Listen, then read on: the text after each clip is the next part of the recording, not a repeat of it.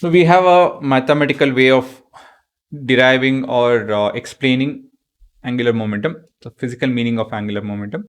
So just let's have a look at that. All of these ideas will help us handle the numericals better. Again, we have the plane and say we have a mass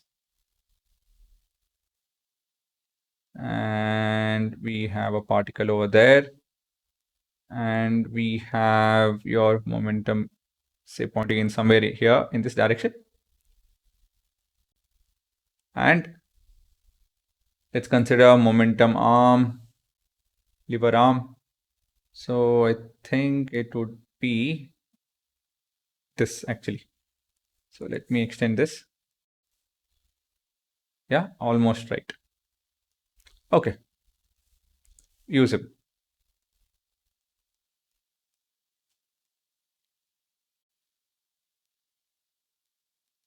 Then what do we have? Then we have,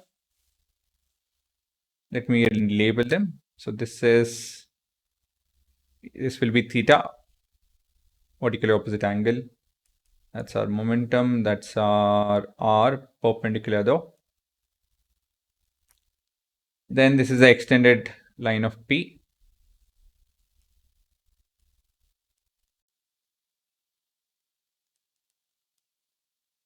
Then what else do we have?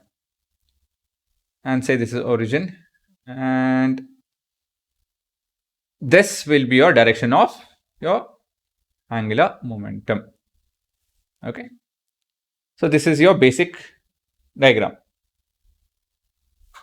Right. So instead of projecting P onto a direction perpendicular to R, I've extended this and I've taken the momentum arm.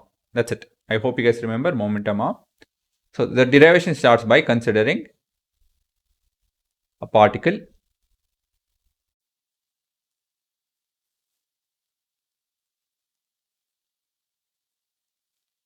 P at A. So this is point A. And this is of mass. It needs to have a mass, right? M. Whose position? Vector relative to the origin OSR. Let theta be the angle between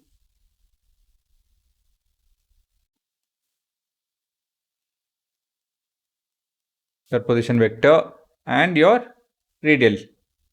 Sorry, not radial. That is radial. Momentum vector P of the particle. Okay, so here what is that I am doing?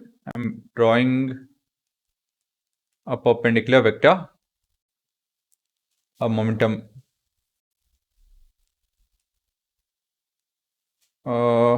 perpendicular line actually.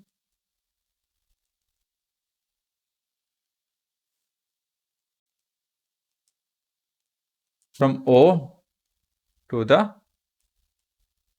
line of action of P.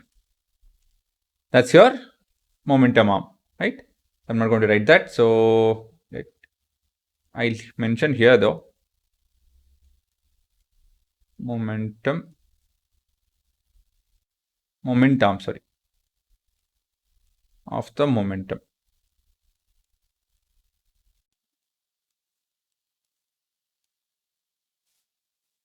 Okay, yes, right? Then what else? Yeah. So basically, this is nothing but sine theta times of R. Now, let me move on to this. The magnitude, again, it's the same thing, but it is part of your books, so I'm doing it. The magnitude of the angular momentum will be how much? About the point. This is how you write it in your exams. OS, yeah. What will that be? L is equal to R P sine theta. So P times of R sine theta. So this will be P times of R perpendicular. Do you guys agree? So basically, this is nothing but your linear momentum times moment arm.